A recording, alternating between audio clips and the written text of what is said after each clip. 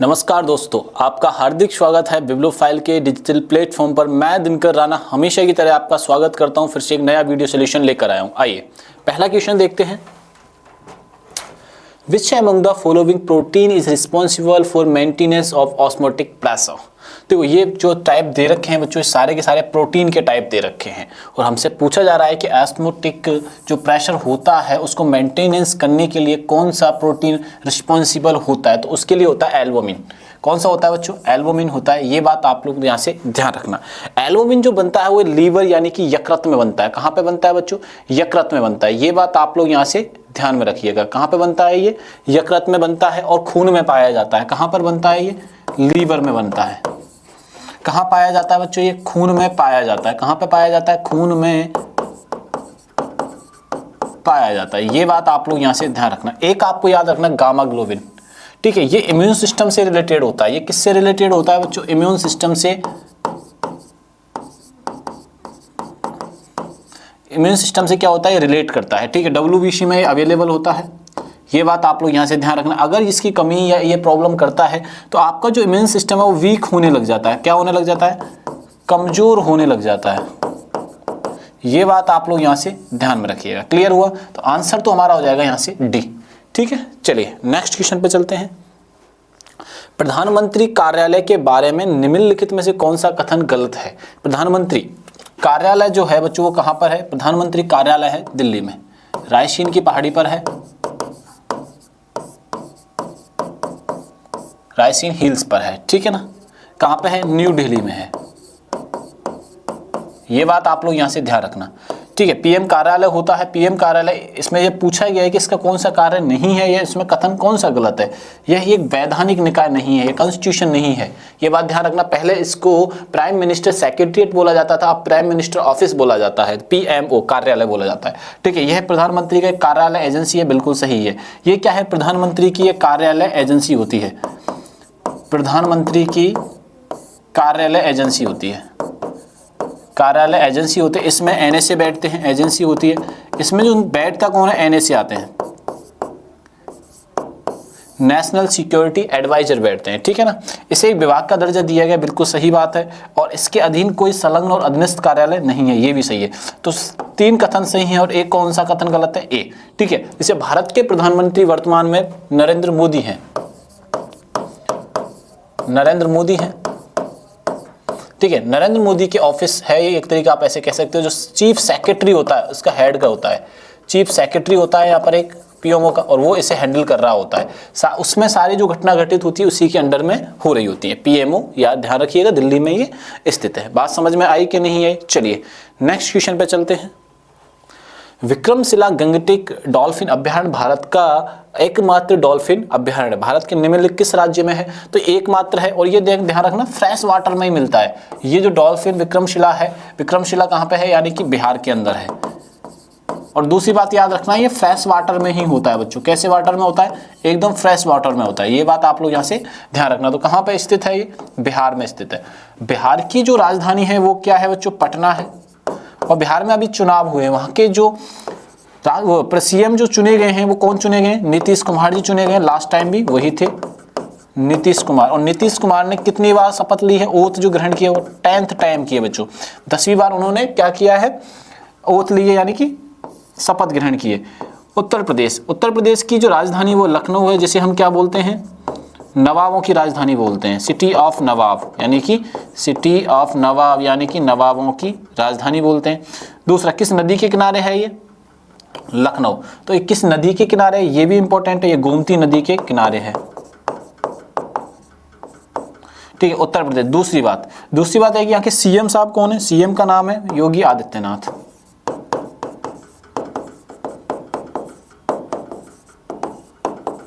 योगी आदित्यनाथ, ये बात आप लोग यहाँ से ध्यान रखना। असम दिसपुर और हेमंत विश्वा शर्मा, हेमंत विश्वा शर्मा,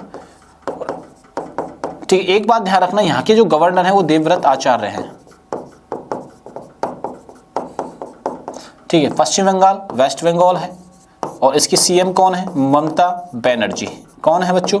ममता बनर्जी। ये सारी हर एक ऑप्शन के बारे में जानना जरूरी है, ठीक है, तो ये बात आप लोग यहाँ से ध्यान रखिएगा। चलिए नेक्स्ट क्वेश्चन पे। मुगल प्रशासन के संदर्भ में शेखजादा या हिंदुस्तानी कहा जाता, शेखजादा या हिंदुस्तानी किसको कहा जाता था मुगल सल्तनत के एवज में? तो ये क्या आंसर है देखते हैं। मुगलों की सेवा करने वाले तुर्क मूल मध्य एशियाई कुलीन, नहीं, इनको नहीं कहा जाता था। राजपूतों का उनकी वफादारी के लिए महान पद पर पदोन्नति, नहीं। सफरेद ईरान ने भर्ती किए गए फारसी प्रशिक्षित अधिकारी या मुगल शासन के दौरान प्रशासनिक पदों पर आसीन मूल निवासी मुसलमान, उनको क्या कहा जाता था? उन्हें शेख जाता या हिंदुस्तानी कहा जाता था। ये बात आप लोग यहाँ से ध्यान रखना। मुगलिया सल्तनत जो प्रारंभ होती है वो बाबर के द्वारा प्रारंभ की जाती है। बाबर 1526 से लेकर 1530 के मध्य रहता है और 1530 में इसकी मृत्यु हो जाती है। फिर बाबर के बाद आता है हुमायूं। दिल्ली का जो राजा बनता है वो हुमायूं बनता है, बाबर का बेटा होता है 1530 में, ठीक है। फिर ये हटा दिया जाता है और पुनः जो राजा मतलब इसकी राजगद्दी जो छोड़ता है यानी डेथ जो हो जाती है इसकी 1556 में हो जाती है। उसके बाद जो राजा बनता है, जो वास्तविक शासक भी रहता है एक तरीके से, जो मुगलिया सल्तनत को चरम पे ले जाने का काम करता है, अकबर यानी कि जलालुद्दीन मोहम्मद अकबर।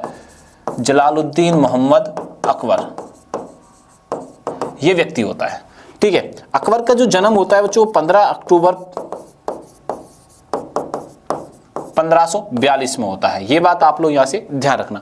इसकी माता का नाम रहता है हमीदा बानो बेगम। क्या नाम रहता है बच्चों? हमीदा बानो बेगम। हमीदा बानो बेगम को किस नाम से बुलाया जाता है? तो हाजी बेगम के नाम से बुलाया जाता है बच्चों। किस नाम से बुलाया जाता है? हाजी बेगम के नाम से बुलाया जाता है। हमीदा बानो बेगम ने क्या किया था, जो हुमायूं की डेथ के बाद हुमायूं मकबरा बनवाया था। क्या बनवाया था बच्चों? हुमायूं मकबरा बनवाया था। और कब बनवाया था बच्चों? तो हुमायूं मकबरे का निर्माण, हुमायूं का मकबरा ये दिल्ली में है, महरौली दिल्ली में है, ठीक है। ये ध्यान रखना, हुमायूं का मकबरा दिल्ली में है। किसने बनवाया? हाजी बेगम यानी कि हमीदा बानो बेगम ने, हाजी बेगम ने। कब बनवाया था? 1562 में इसका निर्माण प्रारंभ होता है और 1571 में ये समाप्त हो जाता है, ठीक है। ये बात पेटीकोट काल या पेटीकोट समय, अकबर के समय को कब का कौन सा टाइम पीरियड था? वो 1560 से लेकर 1562 के मध्य, 1562 के समय को कहा जाता है। ये बात भी अपन को यहाँ से ध्यान रखनी है, ठीक है। पेटीकोट, पेटीकाल या पेटीकोट काल 1562, ये बात आप लोग यहाँ से ध्यान रखना। पेटीकोट काल, ये बात आप लोग यहाँ से ध्यान रखना, ठीक है। तीर्थकर अकबर ने कब हटाया था? 1562 में हटाया था। जजिया कर भी समाप्त किया, फिर जजिया कर समाप्त किया। जजिया कर जो था एक नॉन मुस्लिम टैक्स था, नॉन मुस्लिम टैक्स था, नॉन मुस्लिम टैक्स था। जो गैर मुस्लिम लोग थे उनसे लिया जाता था। गैर मुस्लिम लोगों से कर वसूल किया जाता था, ठीक है। ये बात आप लोगों को ये सारी की सारी चीजें ध्यान रखनी है अकबर के बारे में, ठीक है। चलिए नेक्स्ट क्वेश्चन पे अपन चलते हैं। किस गुप्त शासक के कार्यकाल में चीनी यात्री फाइयान भारत आया था? ठीक है, चंद्रगुप्त प्रथम, चंद्रगुप्त सेकंड, समुद्रगुप्त, कुमारगुप्त। तो ये आया था चंद्रगुप्त सेकंड के समय। और सबसे प्रतापी राजा भी इसी को कहा जाता है। इसको विक्रमादित्य की उपाधि दी गई थी बच्चों। किसकी उपाधि दी गई थी? विक्रमादित्य।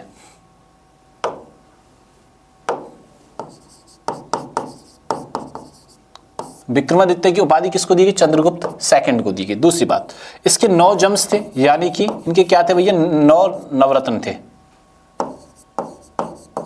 इसमें नाम देखो, मैं कुछ नाम बताता हूं। कालिदास, गजब, 1 नंबर। धनवंतरी, बहारमीर। अब ये 3 व्यक्तियों के मैंने नाम लिखे और तीनों एक से एक आउटस्टैंडिंग है। तीनों क्या है बच्चों? एक से एक बड़ा आउटस्टैंडिंग व्यक्ति है। ये बात इनके बारे में याद रखने बहुत जरूरी है। गोल्डन एरा कहा जाता है विक्रमादित्य के समय को। क्या कहा जाता है बच्चों? गोल्डन एरा कहा जाता है विक्रमादित्य के समय को। ये बात ध्यान रखना, गोल्डन एरा कहा जाता है गुप्त टाइम को, ठीक है। और इन्होंने गोल्डन कॉइन भी स्टार्ट किए, गोल्डन सिक्के भी इन्होंने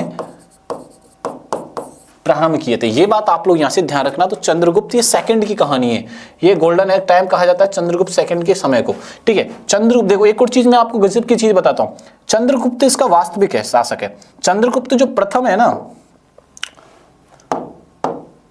चंद्रगुप्त जो प्रथम है गुप्त वंश का क्या है, वास्तविक शासक है बच्चों, क्या है, वास्तविक शासक है, ठीक है। वैसे तो स्थापना गुप्त वंश की किसने की थी, श्रीगुप्त ने की थी। किसने की थी, श्रीगुप्त ने की थी। कौन स्थापना करता है, श्रीगुप्त। लेकिन वास्तविक जो शासक कहा जाता है गुप्त टाइम का, किसको कहा जाता है, चंद्रगुप्त प्रथम को। चंद्रगुप्त का बेटा कौन था, समुद्रगुप्त। समुद्रगुप्त को क्या कहते थे, नेपोलियन। इसको क्या कहते थे, नेपोलियन। एक के देखो, चंद्रगुप्त का बेटा समुद्रगुप्त, समुद्रगुप्त का बेटा है चंद्रगुप्त सेकंड, और चंद्रगुप्त सेकंड का बेटा है कुमारगुप्त। ये टाइम पीरियड याद रख लेना बच्चों। हमें यही मुगल एम्पायर याद नहीं रखने, उसके अलावा भी बहुत महान लोग हुए हैं जो हमें याद रखने। चंद्रगुप्त प्रथम जो वास्तविक शासक कहा जाता है किसका, गुप्त टाइम का। समुद्रगुप्त को क्या कहा जाता है, नेपोलियन कहा जाता है। क्या कहा जाता है, नेपोलियन, ठीक है। फिर आता है चंद्रगुप्त, चंद्रगुप्त द्वितीय, ठीक है। चंद्रगुप्त द्वितीय को कौन सी उपाधि प्राप्त हुई थी बच्चों, तो इसे हुई थी विक्रमादित्य की। ये बात आप लोग यहाँ से ध्यान रखना, ये बात याद रखनी है कि नहीं रखनी। अब दूसरा व्यक्ति कौन आते हैं भैया, चंद्रगुप्त प्रथम आते हैं। चंद्रगुप्त को महाराज धीराज की उपाधि थी। कौन सी थी, महाराज धीराज की उपाधि प्राप्ति, महाराजा धीराज। ये ध्यान रखना, ये किनको थी, चंद्रगुप्त प्रथम को। तो ये सारी बातें किसके पढ़ी हैं, चंद्रगुप्त सेकंड की। कुमारगुप्त ने क्या बनवाया था, नालंदा विश्वविद्यालय बनवाया था। क्या बनवाया था बच्चों, नालंदा विश्वविद्यालय।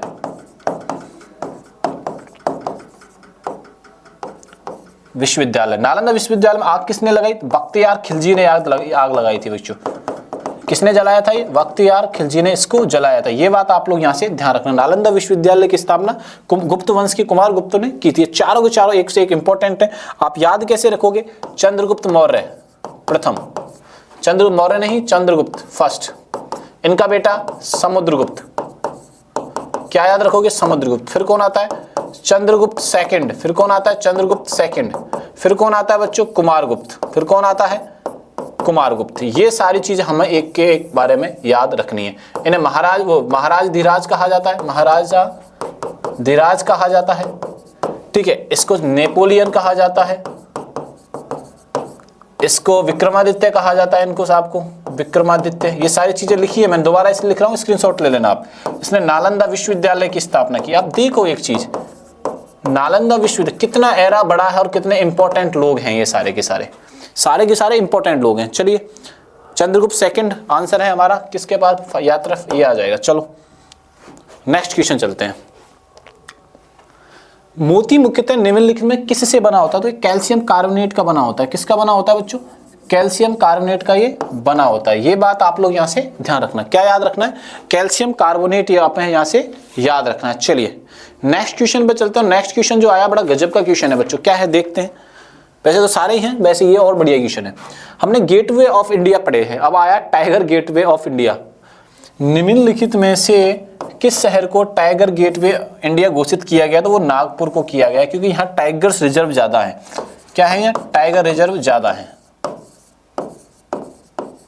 ये बात आप लोग यहाँ से ध्यान में रखिएगा। चलिए, महाराष्ट्र में है नागपुर। चिश्ती आदेश एक सूफी आदेश है जो चिश्ती एक छोटे शहर से उत्पन्न हुआ था, जो निम्नलिखित में से है, तो वो है अफगानिस्तान से। कहां से बच्चों, अफगानिस्तान से। ये बात आप लोग यहां से ध्यान रखना, किससे संबंधित है, अफगानिस्तान से संबंधित है। चलिए नेक्स्ट क्वेश्चन पे अपन चलते हैं। निम्नलिखित में से दूसरा बुद्ध कहा जाता है। दूसरा बुद्ध किसे कहा जाता है, पद्म संभव को कहा जाता है, अशोक मित्र से कहा जाता है, मशोक महास्तंभ को कहा जाता है, और मैत्रेय को कहा जाता है। अब सुनना यहाँ से, ठीक है। दूसरा बुद्ध, अगर ये बात है तिब्बत की, ये बात हम किसकी कर रहे हैं, तिब्बत की। अगर भारत यहाँ पर लिखा होता तो क्या करते, भारत का दूसरा बुद्ध, भारत का दूसरा बुद्ध, ये अशोक को कहा जाता है। किसे कहा जाता है बच्चों, अशोक को कहा जाता है। ये बात आप लोग यहाँ से ध्यान रखना। लेकिन हमसे पूछा गया तिब्बत का, हमसे किसका पूछा गया बच्चों, तिब्बत का पूछा गया। ये बात आप लोग यहाँ ध्यान रखना। तो पद्म संभव हम कर देंगे और इसे तिब्बत से रिलेटेड है, बात ये याद रखिएगा। क्लियर है। चलिए, निम्नलिखित विटामिनों में से एक टैबलेट को आयोडीन द्वारा पानी के शुद्धिकरण के बाद कीटनाशक के रूप में इस्तेमाल करने की सलाह दी जानी चाहिए, विटामिन सी को लेके, ठीक है। इसका इसकी बात सुनो पहले, विटामिन ए, इसे एक रेटिनॉल कहा जाता है। साइंटिफिक नेम क्या है इसका? रेटिनॉल। रा से याद रखना है, कौन सा रोग होता है इससे? रतौंधी रोग होता है। किसकी बात की अपन ने? विटामिन ए की बात की। हमने किसकी बात की बच्चों? विटामिन ए में रेटिनॉल, इसका साइंटिफिक नाम हो गया। और दूसरी बात क्या हो गई है? रतौंधी रोग। दूसरा काम क्या हुआ बच्चों? रतौंधी रोग इससे होता है। ये बात आप लोग यहां से ध्यान रखना। अब चलते हैं विटामिन बी की तरफ। विटामिन बी बेरी रोग होता है, ठीक है। इसका नाम क्या है? थायमिन।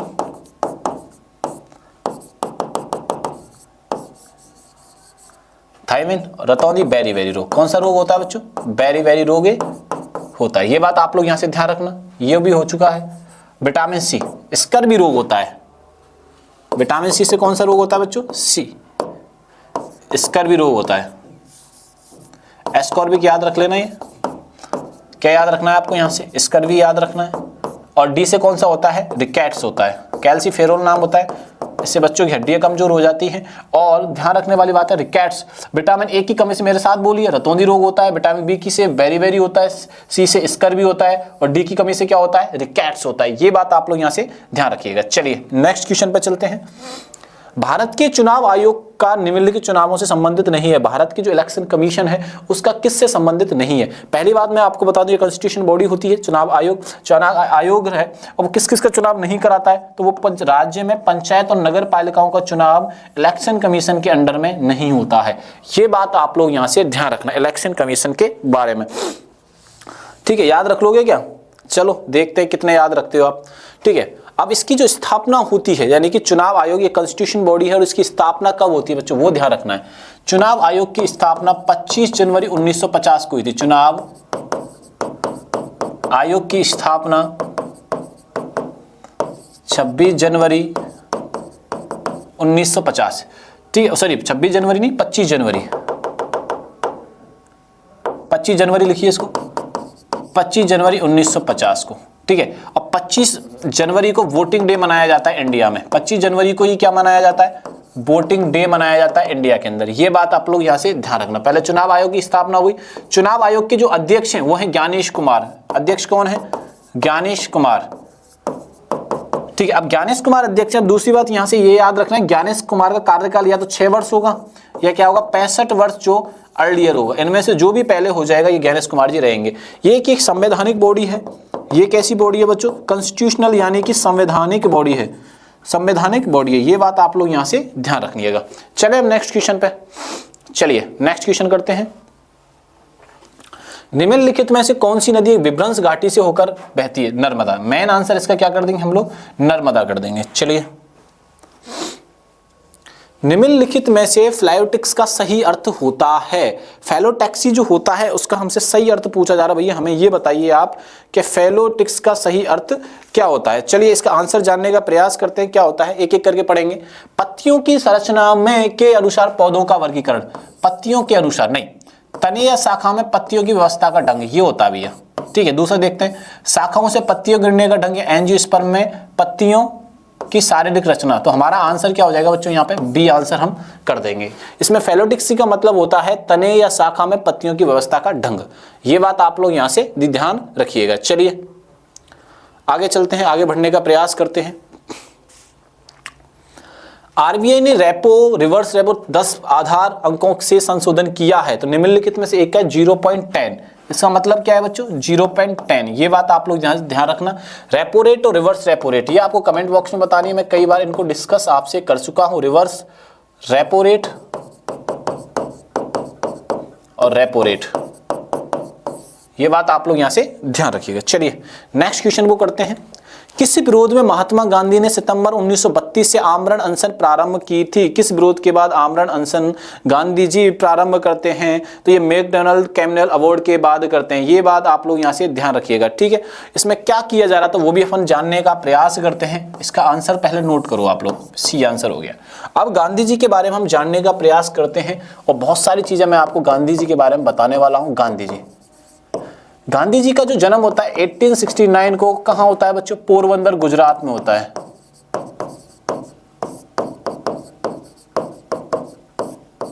कहां होता है बच्चों? पोरबंदर गुजरात में होता है, ठीक है। इनके फादर का नाम मोहनदास करमचंद गांधी जी होता है फादर का नाम, और मां का नाम होता है पुतलीबाई और वाइफ का नाम कस्तूरबा। ये सारी चीजें ध्यान रखिए। इनके 4 बेटे हैं, ये भी आपको ध्यान रखना है। अब 1869, ठीक है, इनका जन्म हो जाता है और 1869 1888 के अंदर ये इंग्लैंड पढ़ने जाते हैं। 1888 के बाद 1891 में वापस आते हैं। 1893 में ये साउथ अफ्रीका जाते हैं अब्दुल्ला का केस लड़ने के लिए। किसका केस लड़ने के लिए? आपसे पूछ ले कि साउथ अफ्रीका गांधी जी क्यों गए थे, तो अब्दुल्ला का केस लड़ने गए थे 1893 में। ये बात आप लोग यहां से ध्यान रखना। भारत कब आते हैं? 1915 में ये भारत आते हैं, ठीक है। चंपारण आंदोलन 1917 में प्रारंभ करते हैं। चंपारण कब प्रारंभ करते हैं? 1917 में करते हैं। 1918 में क्या होता है बच्चों? खेड़ा आंदोलन होता है।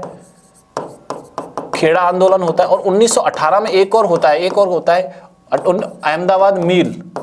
1918 में क्या होता है बच्चों? अहमदाबाद मील होता है। ये भी एक तरीके का आंदोलन ही था। 1919 में 2 होते हैं, खिलाफत आंदोलन 1919 और 1920, असहयोग आंदोलन 1919, जलियांवाला हत्याकांड होता है। 1922 चोरी चोरा इंसिडेंट होता है, ठीक है, ये बात ध्यान रखना। 1930 दांडी मार्च, 1931 गांधी इरविन समझौता, 1942 भारत छोड़ो आंदोलन और 30 जनवरी 1948 को गांधी जी की डेथ हो जाती है। 30 जनवरी 1948 को गांधी जी की डेथ हो जाती है। इंपॉर्टेंट डेट है गांधी जी के बारे में, ये सारी चीजें ध्यान रखना। और कमेंट बॉक्स में बताना है कि गोलमेज सम्मेलन में गांधी जी ने कब पार्टिसिपेट किया था। राउंड टेबल यानी गोलमेज सम्मेलन में गांधी जी ने कब पार्टिसिपेट किया था, किया भी था या नहीं किया था, ये आपको कमेंट बॉक्स में बच्चों बताना है। ये बात आप लोग यहां से ध्यान रखिएगा। चलिए नेक्स्ट क्वेश्चन पे चलते हैं। 41 नृत्य नवरात्रि के दौरान गोवा के सैफर्ड समुदाय द्वारा किया जाता है नृत्य धनगरी। कौन सा किया जाता है? ये कोलाकाली है, ये ध्यान रखना। कौन सा किया जाता है? धनगरी किया जाता है। लावा भी किया जाता है। लावा मेनली है महाराष्ट्र का लोक नृत्य है। कहाँ का है बच्चों? महाराष्ट्र का। फुगदी कहाँ का है? गोवा का ही है। ये बात आप लोग यहाँ से ध्यान रखना। याद रखोगे। एक और है तरंगमेल। एक कौन सा है बच्चों? तरंगमेल। तरंगमेल कहाँ का है? गोवा का है। ये बात आप लोग यहाँ से ध्यान रखना। तो हमारा आंसर क्या हो जाएगा यहाँ से? बी, धनगर या धनगरी। चीनी गणराज्य के पहले राष्ट्रपति, इसमें अगर मैं प्रोविजनल एक वर्ड यूज कर लूं, रिपब्लिक के लिए प्रोविजनल कर लेते हैं अपन, तो प्रोविजनल के थे सुन यात सेन। कौन थे बच्चों? सुन यात सेन थे। ये बात आप लोग यहां से ध्यान रखना, प्रोविजनल, ठीक है। चलिए नेक्स्ट क्वेश्चन पे की ओर हम बढ़ते हैं, आगे चीजों को और करने का प्रयास करते हैं। चलिए, प्रसिद्ध गणितज्ञ श्रीनिवास रामानुजन का जन्म हुआ था इरोड तमिलनाडु में हुआ था बच्चों। कहां पे हुआ था?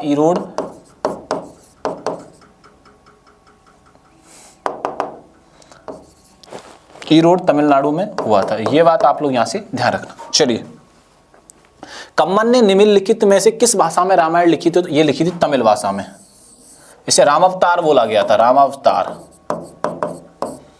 क्या बोला गया था बच्चों? रामावतार इसे बोला गया था। अलग अलग भाषाओं में ट्रांसलेट इसका किया गया है। अब आ जाइए नेक्स्ट क्वेश्चन पर। Ben Hur a tale of the Christ के लेखक कौन हैं? ये हमसे पूछा जा रहा है। कौन है बच्चों? लोए बैलेक हैं। ये बात आप लोग यहाँ से, लोए वालेश हैं, ये बात आप लोग यहाँ से ध्यान रखिएगा। चलिए नेक्स्ट क्वेश्चन पे अपन चलते हैं। 2025 में शांति, निरस्त्रीकरण और विकास के लिए इंदिरा गांधी पुरस्कार किसने प्राप्त किया है? तो ये प्राप्त किया है मिशेल बेचलेट ने। किसने प्राप्त किया है? मिशेल बेचलेट ने ये पुरस्कार जीता है, मतलब कि, ठीक है। 2025 में मेलबर्न कप दिवस किस तिथि को मनाया जाता है? तो ये 4 नवंबर को मनाया जाता है। कब मनाया जाता है बच्चों? ये 4 नवंबर को सेलिब्रेट किया जाता है। बात समझ में आई कि नहीं आई इतनी सी? चलिए नेक्स्ट क्वेश्चन की तरफ बढ़ते हैं। 4 नवंबर से आगे, केन विलियमसन जिन्होंने हाल ही में T20 अंतरराष्ट्रीय क्रिकेट से संन्यास की घोषणा की है, वो किस देश के लिए खेलते हैं? तो न्यूजीलैंड के लिए खेलते हैं।